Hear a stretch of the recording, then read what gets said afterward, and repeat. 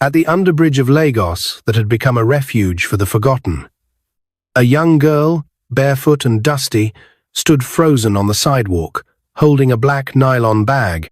Inside it was a steaming plate of jollof rice and a cold bottle of water, her first meal of the day. She hadn't taken a single bite. Then she heard a weak voice. "Please, I haven't eaten in 2 days." The voice came from a corner near the foot of a broken streetlight. It was rough and dry like sandpaper. She turned and saw him, a blind beggar, his eyes clouded white, sitting on torn cardboard, shaking slightly from hunger. Ella's lips trembled. The food was meant for her and her mother who hadn't eaten since yesterday, her mother who told her just that morning, "If you see someone in worse pain than you, give what you can, even if it's all you have." And now, her mother's voice echoed louder than the rumbling in her belly. She bent down. "Uncle, here, eat this, please." The man's hands found the bag and tore into the nylon. Within seconds, the jollof rice was gone. He drank the water in one long gulp, then wiped his mouth with the back of his hand. Then, he did something unexpected.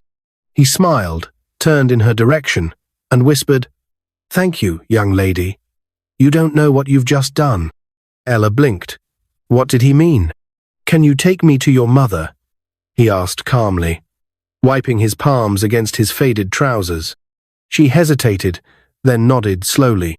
Earlier that day, before this moment, Ella's day had begun like all the others in struggle. She awoke, curled beside her mother, on a flattened carton under the bridge, her stomach already groaning with emptiness.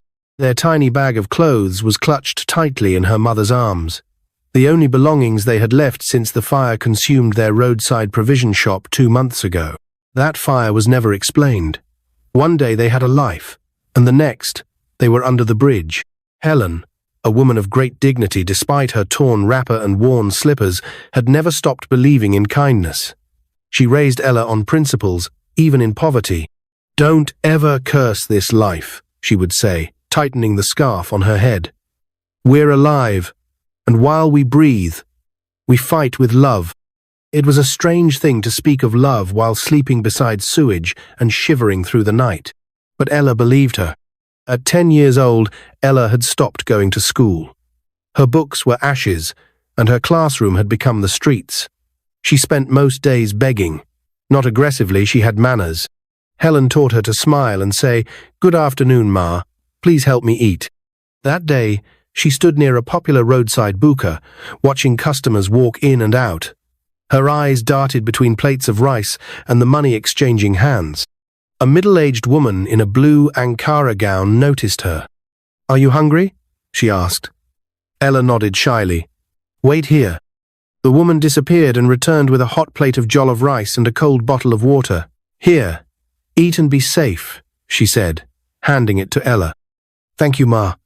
Ella beamed, tears pricking her eyes. Clutching the food like treasure, she turned and began the walk back to the underbridge to share it with her mother. Then came the blind man, and everything changed. "Why do you want to see my mother?" Ella asked as they walked slowly through the narrow pathway behind a mechanic's shop.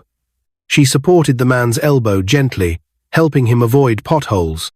"I just want to meet the woman who raised you," he said, his voice oddly calm. "People like you don't just happen. You're taught." When they reached the abandoned house with the leaking zinc roof, Helen was seated on a wooden stool, mending Ella's only gown with a needle and thread. She looked up as they approached.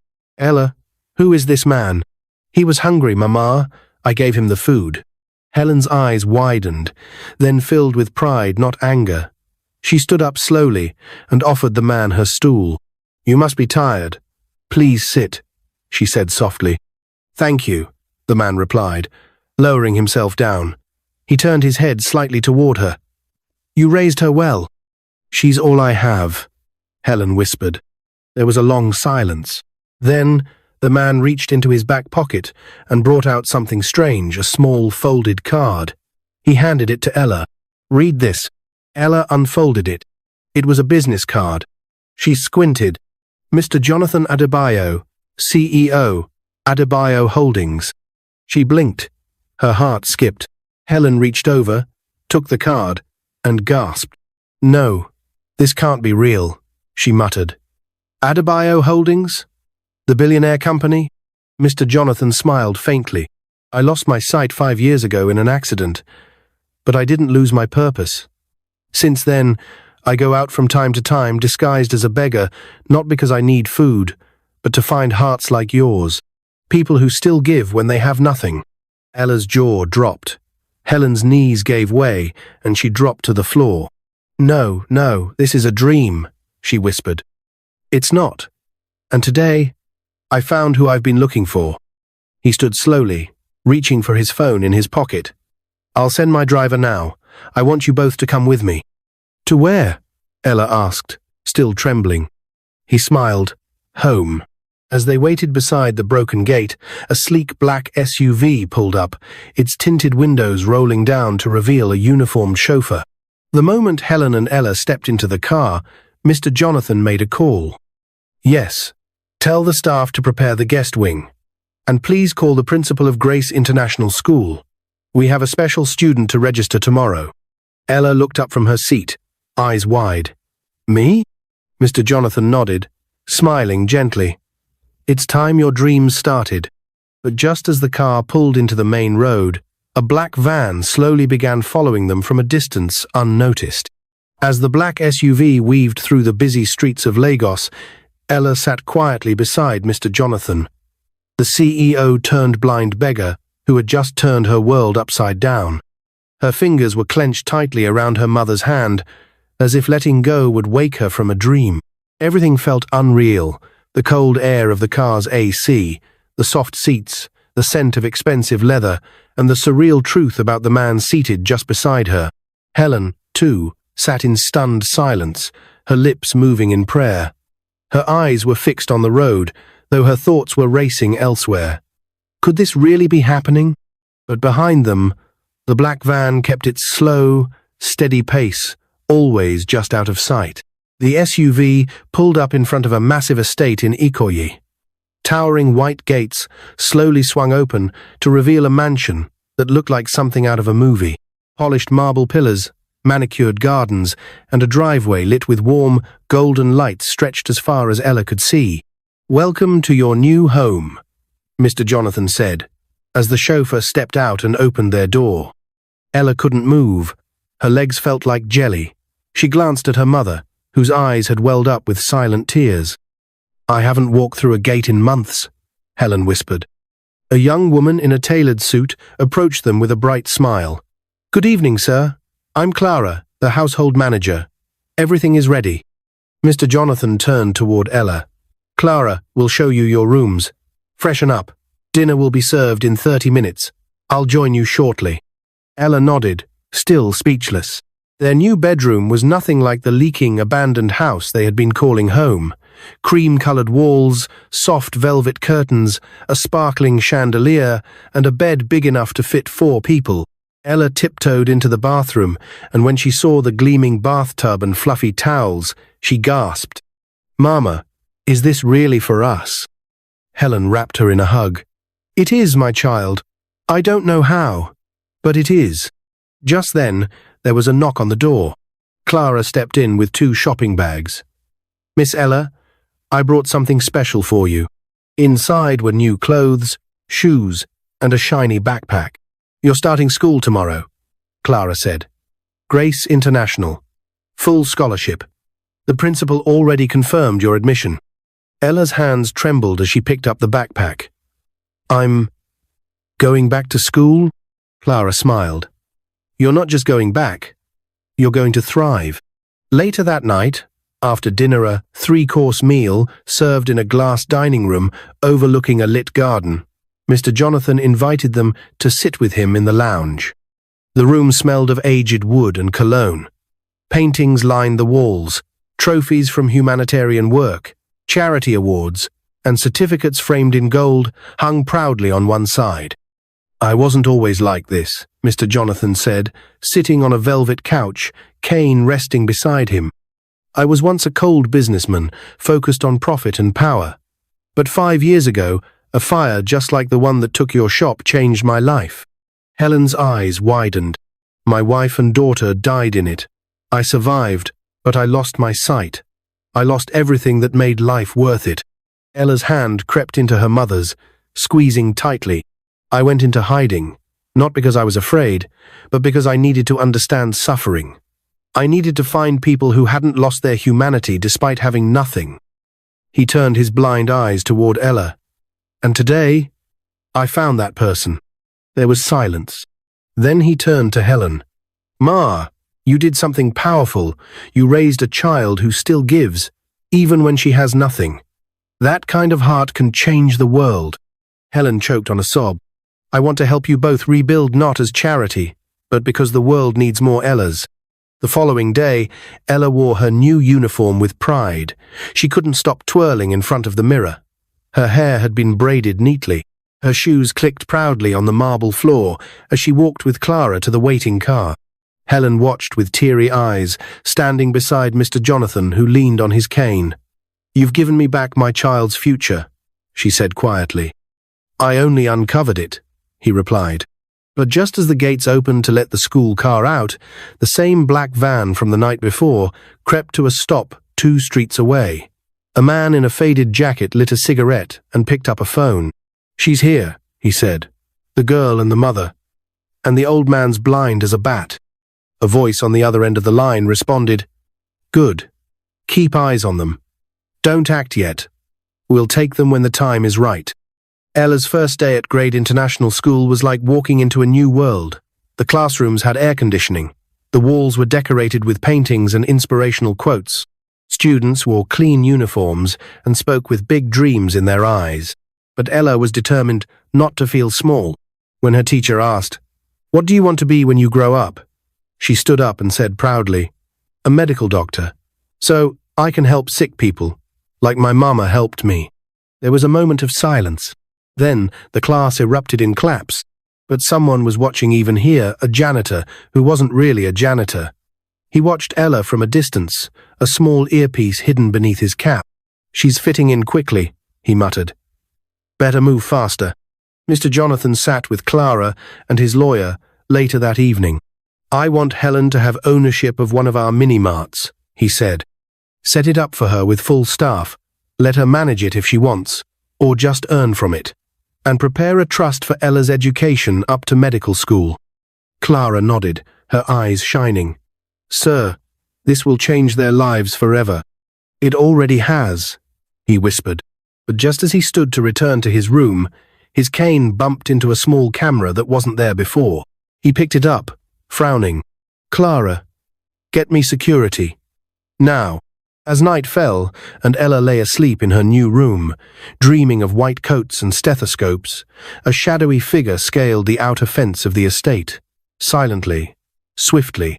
In the back room, Clara gasped as security played the CCTV footage backward. There's a breach, the guard said. And the last frame? A masked figure standing at the back door, holding a syringe. The mansion was wrapped in an eerie silence. Outside, the trees swayed softly in the night wind. But inside the estate, alarm bells were quietly ringing only, not the kind that made noise. Inside the security room, Clara leaned over the monitor, her hands trembling slightly. The masked figure in the last frame was still paused on the screen, the syringe in hand glowing faintly under the night camera's infrared. Who is this? She demanded, her voice sharp. We don't know yet, the chief guard replied. No one's broken into the estate in over 5 years. But whoever this is, they knew where to enter. The back gate's motion sensors were disabled manually. Clara's stomach twisted. She picked up her phone and dialed Mr. Jonathan's emergency number. Meanwhile, in her room, Ella turned in her sleep, unaware of the danger, just a few meters from her window. Her dreams were peaceful. She was wearing a white doctor's coat, walking through a hospital hallway. Children smiled at her. Her mother stood behind her, clapping. Then, suddenly, the dream shifted. The walls went dark. Her mother disappeared. A faceless man in a mask stepped forward. Ella jolted awake. She looked around the dark room, breathing heavily. And then, there was a knock. A single, soft knock on the glass window. She froze. Another knock. This time, louder. She tiptoed toward the curtain and pulled it aside just an inch but saw no one. "Ella?" a voice whispered. She gasped. It wasn't her mother. It wasn't Clara. It wasn't anyone she knew. The doorknob to her room started to turn, but before it could open, there was a loud sound. The security alarm blared. Red lights flashed across the hallway. From the estate's intercom, a calm yet firm voice echoed through every room. "Lockdown initiated. All residents remain in your rooms." Mr. Jonathan stood in his hallway, clutching his cane tightly. Clara rushed toward him. "Sir, we have an intruder inside." They were near Ella's room. "Is she safe?" he asked quickly. "We believe so. The guards are closing in. But someone on your staff had to help them in. This wasn't a random break-in." Mr. Jonathan's lips tightened. "It started again," he muttered. "What do you mean?" He turned to her, his blind eyes still intense. "Someone out there doesn't want me to help Ella, or her mother." Later, as the police arrived and began their search, Ella and her mother were escorted to a secured guest room. Mr. Jonathan joined them soon after, guided gently by Clara. "I'm so sorry," he said to them both. "Who would do this?" Helen asked, wrapping her arms tightly around her daughter. "I've made enemies over the years," he said quietly. "People who don't like that I give money away, that I help the poor." He turned slightly toward them. "But now I believe this wasn't just about me. It was about you. About Ella." Helen's eyes widened. "Why would anyone want to harm us?" "I don't know yet. But I will find out. And I will protect you. No matter the cost." The next morning, a security officer found something strange in the estate garden, a pendant. Old, rusted, but clearly expensive. On its back was a name carved in small cursive letters, Iamide. When Clara showed it to Mr. Jonathan, his face stiffened. "I know this name." He sat down slowly. "Iamide was once a staff member here. Years ago, a brilliant young man. I sponsored his education, just like Ella's." "What happened to him?" Clara asked. "He disappeared one night, stole millions from our charity fund and vanished." "But why would he come back now?" Clara asked. "Maybe he never left." Despite the chaos, Mr. Jonathan insisted Ella attend school. "We can't let fear take your dreams away," he told her. She nodded bravely and got into the school car, this time with 2 security escorts following behind. Her day started well. She made 2 new friends, Simi and Joshua, who showed her around and made her feel welcome. They laughed together in the cafeteria, and for the first time in months, Ella felt like a child again. Until she found the note. It was slipped into her locker. "Stay away from the old man, or the next time, your mother won't wake up." She froze, hands trembling. She rushed to the teacher and gave her the note. The principal was called. Clara was notified. By afternoon, Ella was pulled from school and rushed home under full guard. Mr. Jonathan met her at the door. "They're watching us closely," he said. "This is no longer just about kindness. This is a war against hope." That night, as tension thickened in the mansion, Mr. Jonathan called Helen to his private study. "I need to ask, is there anything in your past we should know about?" Helen hesitated. Then she nodded. "Years ago, before I met Ella's father, I worked as a secretary in a company that was involved in shady dealings. When I found out and tried to report it, I was framed and fired. One of the men behind it was named." She paused, trembling. "Iamide." Mr. Jonathan's cane dropped from his hand. "Helen, that's the same man." Just then, an urgent knock came to the door. A guard burst in. "Sir, Ma, someone broke into the school. Ella's name was scratched onto the chalkboard with red paint." "What?" "Sir, that's not all. They left a message." He handed Clara a picture. On it was a photo of Ella in school that day, surrounded by 2 smiling friends. But one of them, Joshua, had been circled in red marker. And behind the circle, someone had written in dripping ink, "She will give everything." Just like before, the mansion was no longer a place of peace. It had become a fortress. Security cameras buzzed. Dogs barked. Every exit and entry point was now manned by uniformed guards. Inside, Helen sat quietly in the corner of the living room, her arms wrapped tightly around Ella, who trembled despite the warm throw blanket around her. She will give everything. Just like before. That message haunted them both. And worse, Joshua, the cheerful, kind boy Ella had just met, was the one circled. But why? Mr. Jonathan sat silently in his armchair, his fingers steepled beneath his chin. Though blind, his instincts were sharper than most men with sight. His mind was racing. "I don't believe in coincidences," he said finally. "If Iamide is behind this, then someone inside is working with him. Someone very close." Clara walked into the room holding her tablet. "Sir, we've reviewed the school's security footage." "Play it," Mr. Jonathan said firmly. She turned the screen toward him, even though he couldn't see. Ella leaned in. What she saw made her stomach drop. It was footage from earlier that day, Joshua walking into the school before the bell rang. But he wasn't alone. A tall man in a hoodie handed him a small envelope. They spoke for barely a second. Joshua nodded, tucked the envelope in his bag, and went inside. Helen covered her mouth. "He's working with them?" Ella's voice cracked. "Not necessarily," Clara replied. "He might have been threatened, or manipulated. We don't know yet. But we will," Mr. Jonathan said, rising slowly with his cane. "Clara, prepare a car. I want to meet this boy's parents." They arrived at Joshua's neighborhood, run-down section of mainland Lagos, where streetlights barely worked and electricity blinked like candle flames. When they knocked on the wooden door of his house, a woman answered, her eyes sunken, her shoulders weary.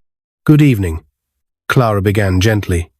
"We're here to talk about your son, Joshua." The woman hesitated, then stepped aside. "Please come in." Their small room was cluttered with buckets, clothes, and a tiny kerosene stove in the corner. Joshua sat on a stool, head bowed. When he saw Ella, his face paled. "I didn't know," he said before anyone spoke. "I didn't know they would hurt you." "Then why?" Ella whispered. He looked at her with tears in his eyes. "They told me they'd pay for my mother's surgery. She's dying. We have no money. They said if I gave you that note and passed your schedule to them, they'd help us. I didn't want to." "But—" Ella's heart softened, but her fear did not. "Who gave you the message?" Mr. Jonathan asked gently. Joshua hesitated. Then he pulled something from his pocket, a business card, burnt around the edges. Clara's face drained of color. "That's one of the shell companies Iomide used years ago. It was shut down. At least we thought." Mr. Jonathan stood still, his face a mask of quiet fury. "Clara, prepare the car. We're paying Iamide a visit." They tracked the address on the card to an old warehouse near the Apapa port. It looked abandoned, cracked windows, rusted gates, weeds swallowing the driveway. But when they got close, the guard dogs barked. "This isn't just storage," Mr. Jonathan said. "It's a base." Security surrounded the warehouse. Inside, rows of computers buzzed softly. Fake documents, identity cards, accounts, charity scams. And at the far end, Iamide, a tall man in a suit without a tie, smirking behind a desk. "Well, well," he said, standing slowly. "The blind billionaire finally found me." Mr. Jonathan's grip on his cane tightened. "Why are you targeting Helen and her daughter?" Iamide chuckled. "Oh, come now, John. You, of all people, should know the answer, because she tried to destroy me, and now I'll destroy her hope."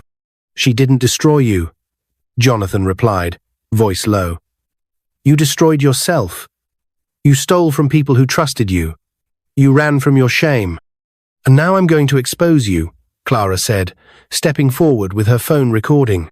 But Iamide only smiled wider. "You think this ends with a video? I've already planted what I needed, and when I press this," he lifted a small remote, "your precious Ella becomes history." Clara lunged forward, grabbing the remote, wresting it from his hand, just in time. Guards rushed in. Iamide was pinned to the floor, shouting threats no one listened to anymore. As the police handcuffed him and dragged him away, Mr. Jonathan turned toward the window. "She must never know how close she came to dying," he said quietly. Clara nodded. I'll make sure of it." Back home, Ella was waiting at the gate when the car pulled in. She ran into her mother's arms as Mr. Jonathan stepped out, tired but smiling. "Everything is going to be okay now," he said gently. Ella looked up at him. "Is it over?" "Almost." He knelt slightly, his hands resting on her shoulders. "You've been through more than most children your age, and yet you still chose kindness. That's what makes you different. That's what makes you powerful." She nodded, her eyes glistening. And it's time the world saw that power. He turned to Clara. "Let's begin her foundation." That night, under the soft light of the moon, a press conference was held in the garden of Mr. Jonathan's estate. News reporters lined the hedges. Cameras flashed, microphones extended. Mr. Jonathan, wearing his signature black suit and sunglasses, stood beside Ella and Helen. "I present to you," he announced, "the Ella Foundation, dedicated to helping homeless children get access to food, shelter, and education. Inspired by a little girl who gave her last meal to someone in greater need." Applause echoed, but far away, in a dark cell, Iamide sat on a bench, whispering to a guard. "They think it's over," he hissed, "but they haven't met the real people I work for." The sun rose over Lagos like a promise, golden rays cutting through the morning haze and resting gently on the mansion's rooftop. Birds chirped over marble balconies and polished windows, as inside excitement buzzed through the halls. Today was the day. Today, Ella was officially becoming more than just a survivor. She was becoming a symbol of hope. Downstairs in the dining hall, Helen adjusted Ella's collar, smoothing out her crisp new shirt. The 10-year-old beamed in her green and white school uniform, the insignia of Grade International Academy now proudly stitched across her chest. "Does it look okay, Mama?" she asked, spinning once with giddy excitement. Helen chuckled softly, eyes damp. "You look like everything I ever prayed for." Clara entered with a big smile. "Car's ready, but there's someone who wants to speak with you first." As they turned toward the hallway, Mr. Jonathan appeared, dressed in a traditional agbada, a calm smile on his face. Though his eyes were blind, he somehow always looked like he could still see every moment clearly. "I have something to give you," he said, handing Ella a small velvet box. She opened it slowly and gasped. Inside was a silver necklace with a pendant shaped like a stethoscope. "For the doctor you are going to become," he said. "Wear it. Remember it. You're going to change lives." Ella threw her arms around him, eyes welling. "Thank you for believing in me." "I didn't have to," he replied, kneeling gently. "You believed in yourself first, when you gave away your last meal." At the school gate, the press had gathered again this time to cover Ella's official enrollment. Reporters flashed cameras as Clara gave a brief speech. "She's not just a student," Clara told the cameras. "She's a story, proof that compassion still exists in the world." Inside the school, Ella was taken to the principal's office, where an unexpected surprise awaited her. A scholarship letter, not just for primary or secondary education.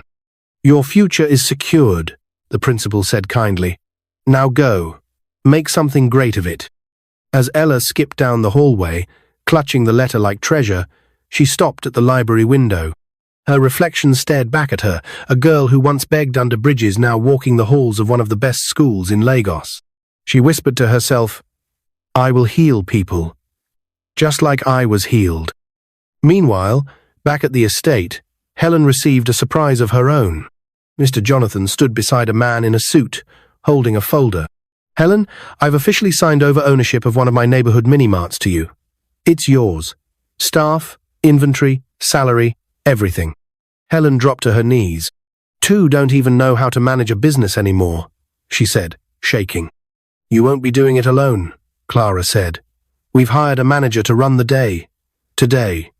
You'll be guided every step of the way. All you need to do is believe in yourself again." Tears poured down her cheeks. "Thank you for restoring not just my daughter's future, but my dignity."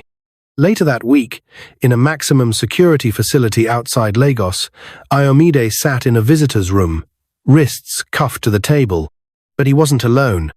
A man in a white kaftan entered, and sat across from him, face hidden behind dark glasses. He placed a thick envelope on the table. "We warned you not to go after the girl," the man said coldly. "I didn't know she was protected like that. You exposed our network.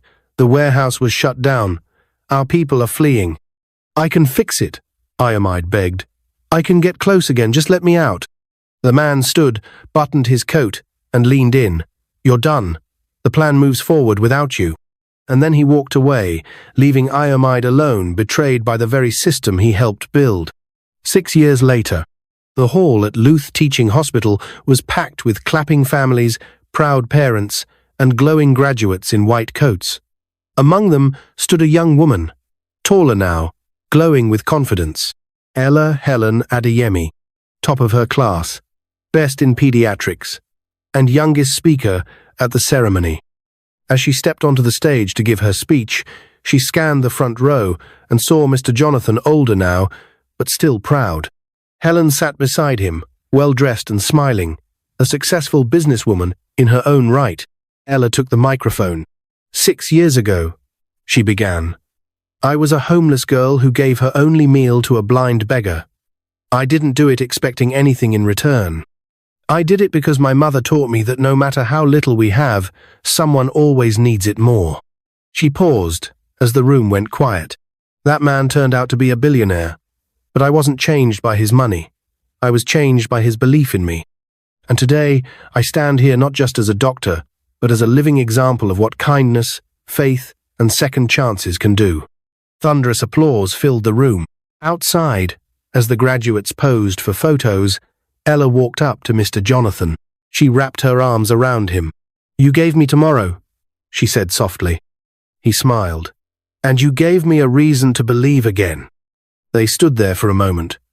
Two people, brought together by a plate of rice, and as the sun dipped behind the Lagos skyline, Ella turned to the future, her stethoscope glinting in the golden light, ready to change the world, one healed heart at a time. If you like this story, comment, share, and subscribe to our channel for more interesting stories.